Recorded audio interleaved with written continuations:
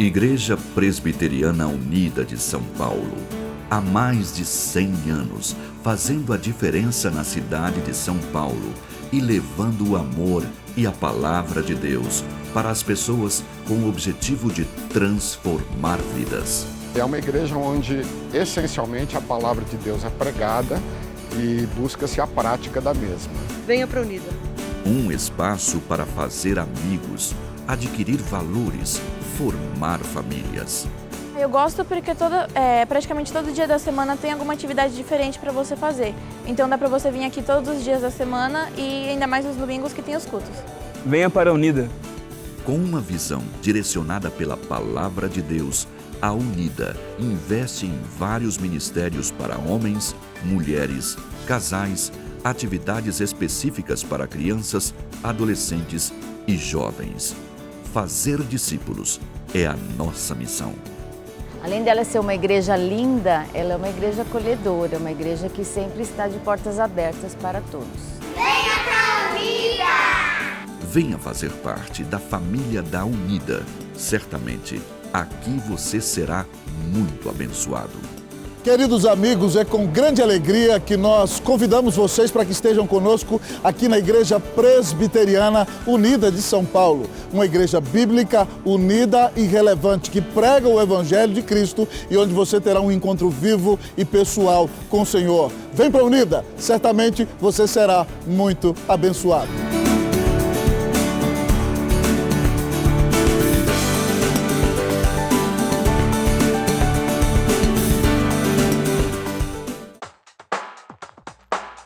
A APECOM e a Igreja Presbiteriana Unida de São Paulo apresentam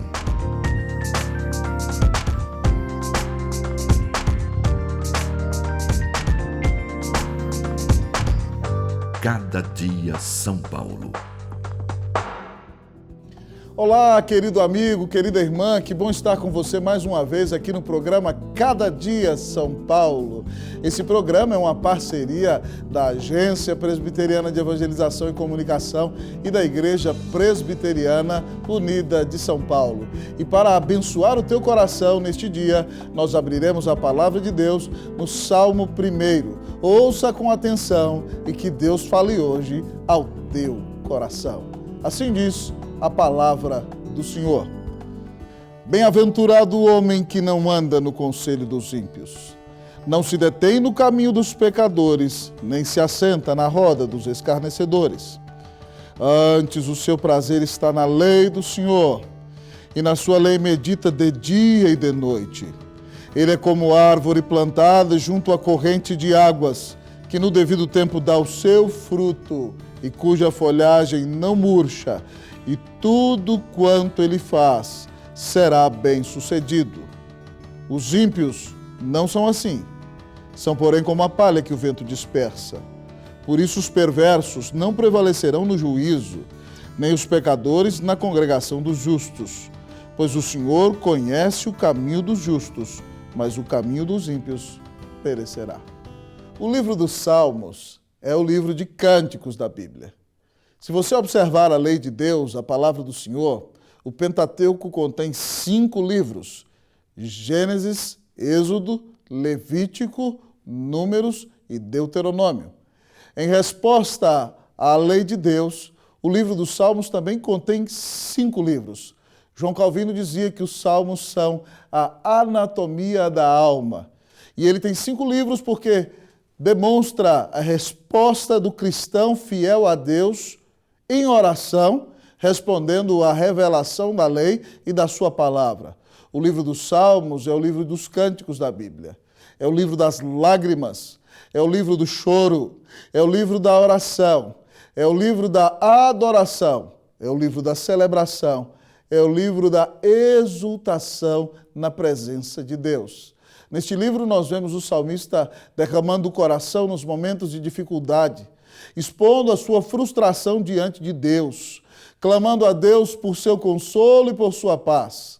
mas também nos momentos de grandes conquistas e vitórias. Nós vemos o salmista celebrando e desafiando o povo de Deus a invocar a presença do Senhor, a ser cheio da sua presença, a glorificar a Deus sobre todas as coisas e a proclamar a salvação gloriosa que Deus dá ao seu povo.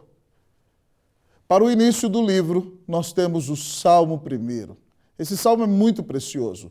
Ele é como o portão dourado que nos leva ao livro da oração, da comunhão, da adoração e da exultação. E esse salmo é tão precioso porque ele tem princípios de vida para abençoar o meu e o teu coração. E o Salmo 1 nos apresenta logo de início a diferença entre o justo e o ímpio. Na primeira parte, ele começa a falar sobre o justo. Quais são as características do justo? A primeira característica do justo é que ele foge do pecado. O versículo 1 diz: bem-aventurado o homem que não anda no conselho dos ímpios, não se detém no caminho dos pecadores, nem se assenta na roda dos escarnecedores. Querido amigo e irmão, o livro começa dizendo que esse homem é bem-aventurado. Essa palavra significa felicíssimo, aquele que tem uma alegria abundante. Traduzindo para um judeu literal, é aquele que marcha, é aquele que avança, é aquele que cresce a cada dia. E feliz na perspectiva do Salmo é aquele que foge do pecado. O salmista diz: bem-aventurado o homem que não anda no conselho dos ímpios.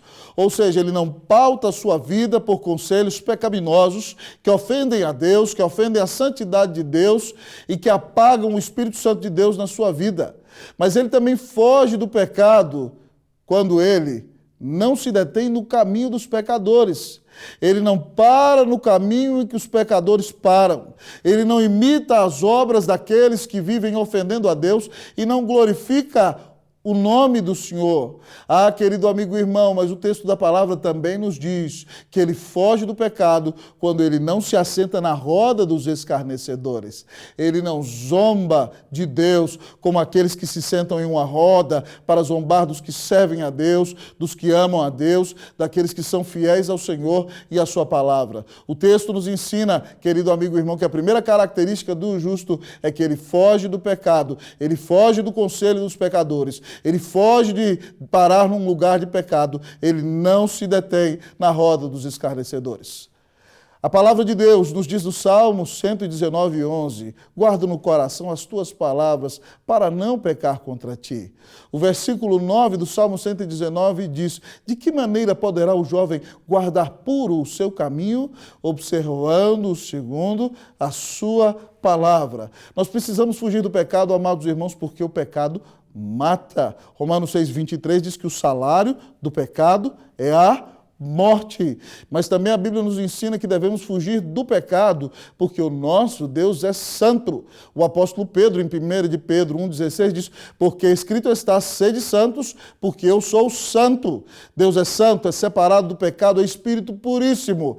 E todo aquele que quiser relacionar-se com o Senhor tem que abandonar uma vida de pecado e pedir a Deus misericórdia e compaixão para viver uma vida de santidade, para a glória e para a honra do nome do Senhor.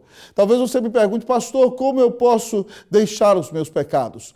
A palavra de Deus diz em Provérbios 28:13 que o que encobre as suas transgressões jamais prosperará, mas o que as confessa e deixa alcançará misericórdia.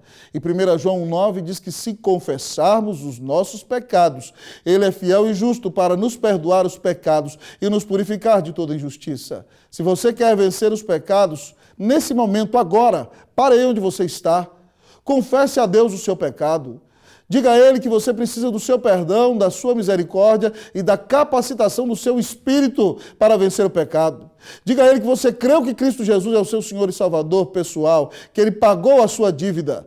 O texto diz que se você confessa o seu pecado, verdadeiramente se arrepende e crê no Senhor Jesus, o Senhor perdoa o pecado, o Senhor purifica a vida, o Senhor muda o teu coração. Que Deus te dê vitória sobre o pecado em nome de Cristo Jesus, porque o Filho de Deus se manifestou para desfazer as obras do diabo.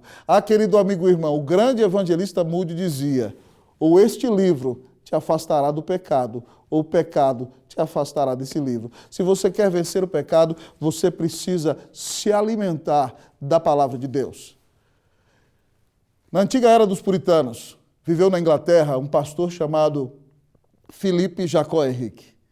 E o pastor Philippe Jacot Henrique resolveu fazer o seguinte: todo dia de manhã, ele acordava seus filhos e meditava com eles em um versículo do Salmo 119.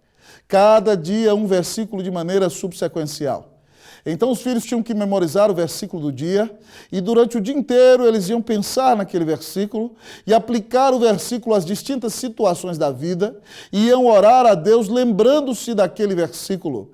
E a palavra de Deus nos ensina, queridos amigos e irmãos, que de fato quando nós colocamos a palavra no coração, ela nos dá vitória contra o pecado. Os meninos do pastor Philippe Jacot Henrique memorizavam o Salmo 119 2 vezes por ano. Pois um dos filhos dele cresceu, se tornou pastor, o reverendo Mateus Henrique, e ele pregou na Bíblia inteira. E hoje, quando nós pastores vamos preparar os nossos sermões, nós olhamos o comentário bíblico de Matthew Henry. Mateus Henrique amou a palavra de Deus, quis pregá-la inteira, porque o seu pai o ensinou a memorizar a Escritura desde que ele era pequenininho dentro de casa. Ah, querido amigo e irmão, o justo foge do pecado.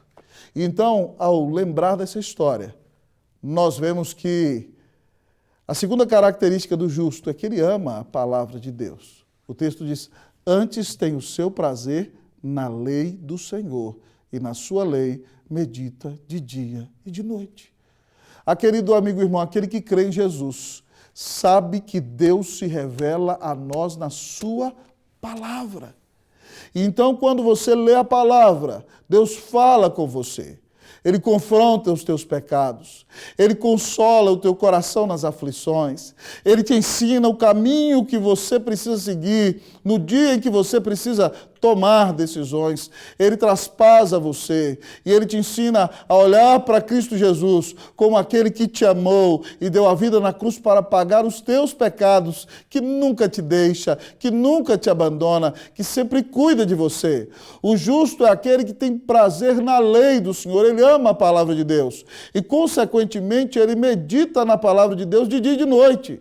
O que significa esse meditar das Escrituras? Significa que você vai ler a Bíblia, vai meditar, pensar no que leu, guardar no coração e, de repente, então, quando você enfrentar uma situação durante o dia, aquele texto que você meditou virá à sua mente e te dará a bênção e a vitória sobre a tentação no momento de grande dificuldade.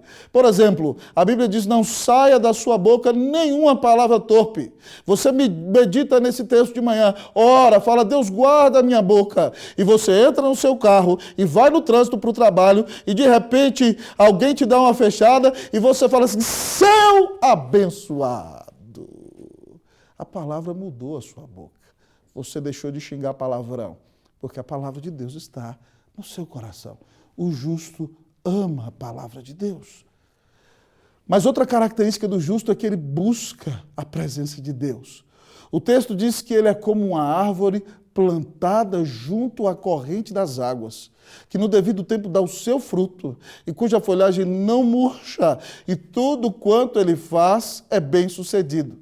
Ah, querido amigo e irmão, uma árvore plantada junto a um rio é viçosa, é verdejante, ela frutifica mais rápido, ela tem vida. Pastor, o que é o rio?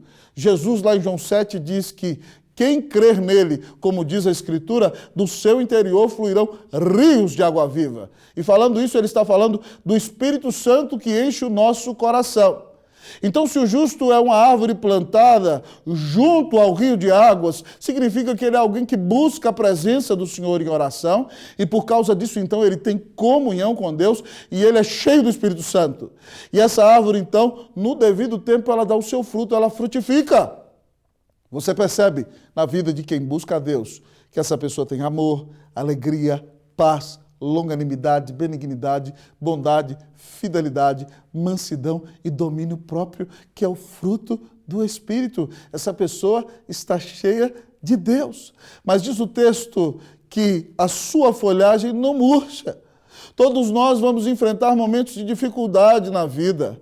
Talvez seja uma enfermidade, talvez a perda de um familiar, talvez uma grande traição, talvez o rompimento de uma amizade. Se você está na presença do Senhor, ainda que você enfrente dias difíceis, você não vai sucumbir, a sua folha não vai murchar. No devido tempo, você dará o seu fruto e nós perceberemos a bênção de Deus sobre a sua vida. Se você quer ser um justo e você creu em Jesus, então invoque a presença de Deus em oração, derrame a sua alma na presença do Senhor, conte a Ele as tuas dores, compartilhe com Ele as tuas angústias. Ele deu Cristo na cruz para morrer em teu lugar.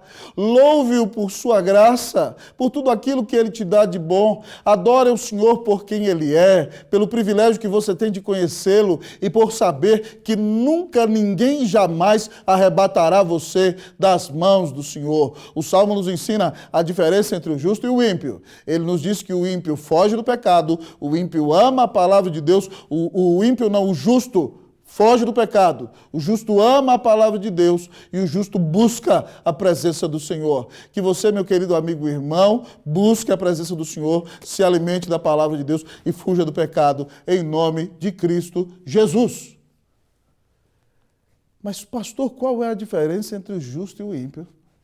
Agora o nosso Salmo vai começar a falar do ímpio. E ele diz que os ímpios não são assim. Quais são as características do ímpio? Em primeiro lugar, ele ama uma vida de pecado. Ele não é assim como o justo. Então, ele ouve o conselho de outros ímpios. Ele vive uma vida de pecado, ele se detém no caminho dos pecadores. Ele se assenta na roda dos escarnecedores. Ele zomba de Deus. Ele zomba daqueles que buscam o Senhor. Ele não tem temor de Deus, ele só quer agradar a sua carne pecaminosa. Ele quer agradar a homens pecadores e ele foge de viver uma vida santa. Ele vive sem temor de Deus, querendo satisfazer a si mesmo, agradando este mundo, agradando o inferno e não tem comunhão com o Senhor. Ah, já que ele não é assim, então ele não somente não ama, ele odeia a palavra de Deus. Ele não medita nela de dia e de noite, não. Ele não tem prazer na lei do Senhor. E o pior de tudo é que ele não está plantado junto à corrente das águas. Ele não tem comunhão com Deus em oração. Ele não crê em Jesus como seu Salvador. Ele não é cheio do Espírito Santo. E por isso, quando vem o dia do calor, o dia da seca, ele sofre tremendamente. Você não perceberá bom fruto em sua vida. E, infelizmente, ele vai sucumbir no dia das mais terríveis dificuldades. O texto diz que os ímpios não são assim, são, porém, como a palha que o vento dispersa. A palha, querido amigo e irmão, não tem consistência. A palha não tem substância que a mantenha firme no solo. Ah, querido amigo e irmão, a palha é alguém sem fundamento. De repente bate o vento da dificuldade na vida dessa pessoa e ela é levada. Ela não tem firmeza, ela não tem fundamento, ela não tem consistência. Ela é levada de um lado para o outro. Ela não tem esperança. A sua situação é terrível. Os ímpios não são assim. São, porém, como a palha que o vento dispersa. Sua vida não tem significado. Seu coração não tem paz. Para o seu futuro não há esperança, porque eles não têm Jesus habitando dentro de si. Jesus nos pintou o quadro de como é a vida de alguém que não obedece a Deus. No final do seu sermão, o Sermão do Monte, ele diz o seguinte: todo aquele, pois, que ouve estas minhas palavras e não as pratica, será comparado a um homem insensato, que edificou a sua casa sobre a areia. E caiu a chuva, transbordaram os rios, sopraram os ventos e deram com ímpeto contra aquela casa, e ela desabou, e foi grande a sua ruína. Aquele que não crê em Jesus vive em grande perigo. Sabe por quê, querido? Nós não sabemos até quando nós ficaremos vivos. E depois que partirmos deste mundo, nós encontraremos com Deus em seu tribunal. E aquele que rejeitou o Filho de Deus e não creu em Cristo Jesus como seu Senhor e Salvador, sofrerá penalidades eternas e receberá sobre si o peso da mão de Deus. O ímpio ama a vida de pecado, odeia a palavra de Deus, não busca a presença do Senhor e não tem consistência alguma, ele corre grande perigo. Você tem vivido como um ímpio? O Salmo nos ensina a diferença entre o justo e o ímpio. Ele nos apresentou as características do justo e depois nos apresentou as características do ímpio. E agora, então, ele nos apresenta o destino de ambos. O texto diz nos versículos de número 5 e 6 o seguinte: por isso os perversos não prevalecerão no juízo, nem os pecadores na congregação dos justos, pois o Senhor conhece o caminho dos justos, mas o caminho dos ímpios perecerá. O texto começa falando do destino do ímpio. O texto diz que o perverso não vai ficar de pé no dia do juízo final. Ele ficará envergonhado. À esquerda do Senhor será mandado para o lago de fogo e enxofre, para o inferno, onde receberá a ira de Deus. O texto diz que ele não habitará na congregação dos justos. E o texto diz que o caminho dos ímpios perecerá. O Senhor vai destruir aquele que é ímpio. Ah, querido amigo e irmão, há uma figura na Bíblia de que Deus está preparando o seu arco para o ímpio. E já colocou as suas setas no fogo. E Deus atirará contra ele, porque não fez caso do Senhor. O destino do ímpio é a destruição eterna. O destino do ímpio é estar debaixo da ira de Deus. O destino do ímpio é uma eternidade cheia de tristeza, de angústia, de aflição, de opressão, de sofrimento e de distanciamento de Deus. Mas louvado seja Deus, porque o Salmo não só apresenta o destino do ímpio, ele apresenta o destino do justo. E o texto diz que o Senhor conhece o caminho dos justos. Ah, querido amigo e irmão, esse verbo conhecer no hebraico significa ter um relacionamento íntimo e pessoal. Esse verbo foi traduzido no Novo Testamento, em Mateus 1:25, naquele dia em que José se casou com Maria, mas ele só teve relações sexuais com ela depois que Jesus nasceu. Em Mateus, no capítulo 1, versículo 25, diz que José não conheceu a Maria até que Jesus nascesse. Ora, pois, eles estavam casados. O verbo conhecer significa ter um relacionamento de intimidade entre marido e mulher. Então, se você entende o que é o verbo conhecer para um judeu, o texto vai te mostrar, pois o Senhor conhece o caminho dos justos. O Senhor ama o caminho dos justos. O Senhor tem intimidade com o caminho dos justos. O Senhor ama intensamente a vida do justo, pois foi o Senhor quem o colocou neste caminho. Ah, querido amigo e irmão, se você quer andar no caminho do justo, você tem que crer na palavra de Deus. O Salmo 119, 105 diz: lâmpada para os meus pés é a tua palavra e luz para o meu caminho. Se você não quer andar na escuridão desta vida, se você quer ter uma vida iluminada por Deus e abençoada pelo Senhor, você precisa meditar na palavra de Deus e guardá-la no teu coração. Mas, pastor, como eu posso andar por esse caminho? O Senhor Jesus disse em João 14:6, eu sou o caminho, a verdade e a vida. Ninguém vem ao Pai senão por mim. O caminho do justo que Deus ama é o caminho da fé em Jesus Cristo. Se você quer andar rumo aos céus e ter vida eterna, você precisa andar em Jesus. Você precisa andar com Jesus. Ele disse, eu sou o caminho, mas ele diz também, eu sou a verdade. Ele é a única verdade na qual você deve crer.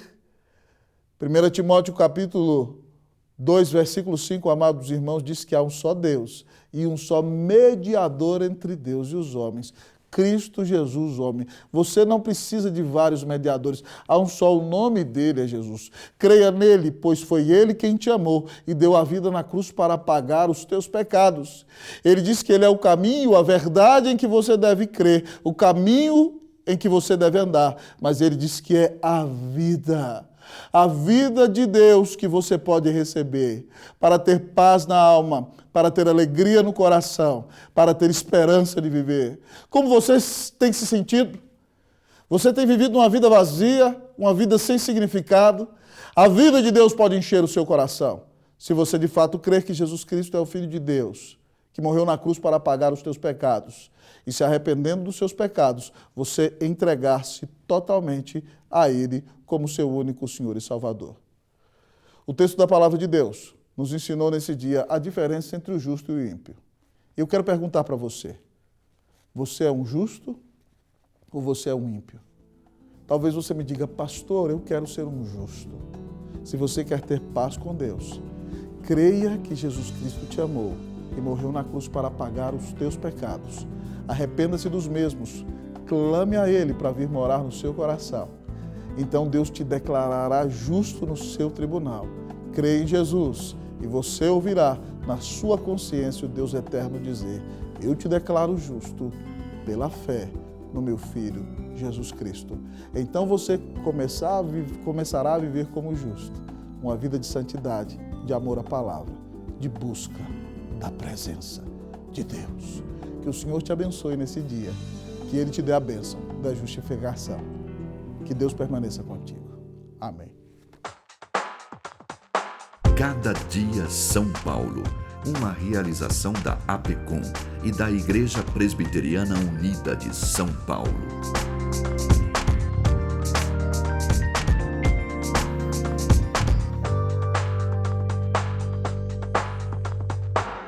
O programa Cada Dia São Paulo tem chegado a milhares de lares. E você pode nos ajudar a alcançar muito mais pessoas com a mensagem de Cristo. Seja um parceiro em missão do nosso programa.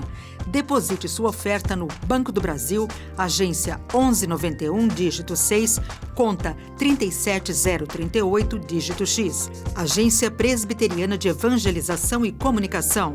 Venha você também ser um parceiro na evangelização do Brasil.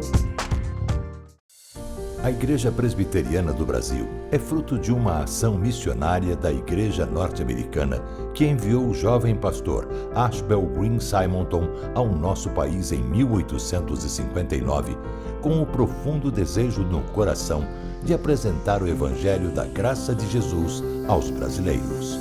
Ao longo desses 160 anos de história, o ideal missionário tem se tornado realidade.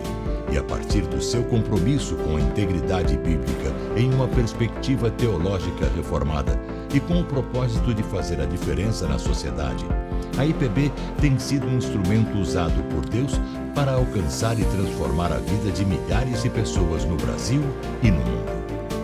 A Igreja Presbiteriana em cada cidade, com suas escolas, hospitais, projetos sociais e missionários, cumpre a sua missão visando a glória de Deus.